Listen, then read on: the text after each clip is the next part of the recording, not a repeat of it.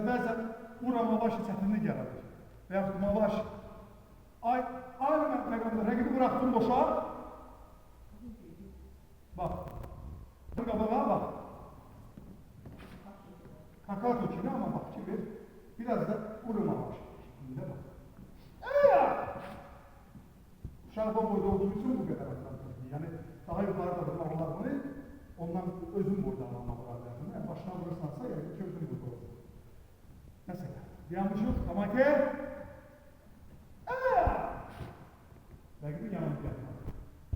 Və sifətə tutanlı zərbə tanına qalxır. Değerli altına. Aydın oldu və yaxud qarşılıyla rəqibi. Rəqibi bıraxıram.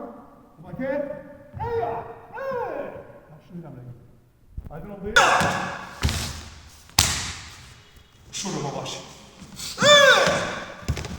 Özüm girirəm bax. Siqniylə girə bilərsəniz.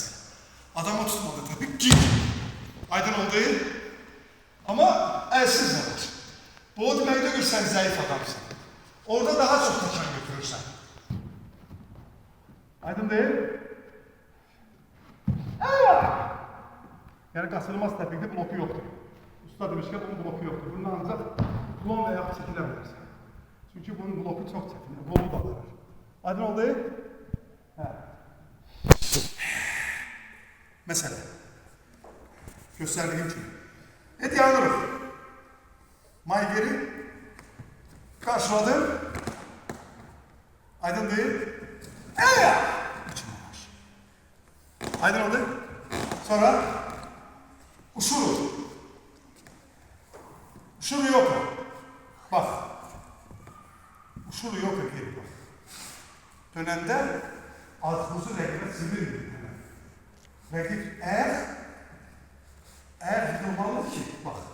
Çünkü pəncə burada rol oluyor. Dönən təpiklərdən ki, pəncə çox diqqət edir.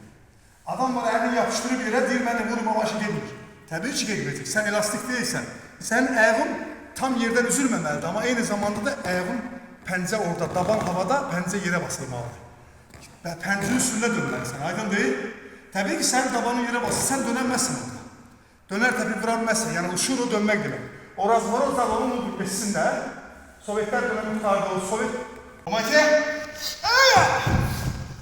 şuru yok ki. Bir de var arkaya da var.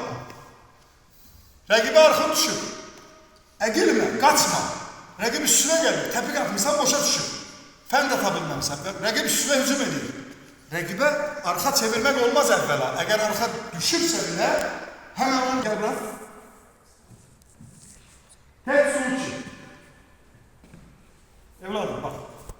Mavaşı çok iyi. Şuradan. Tatil çok iyi. Şuradan. Tatil. Seykelden vurulur. Seykel. Aydın değil. Şortu. Beyaz. Tek su için. Aydın oldu. Uğraşıyor.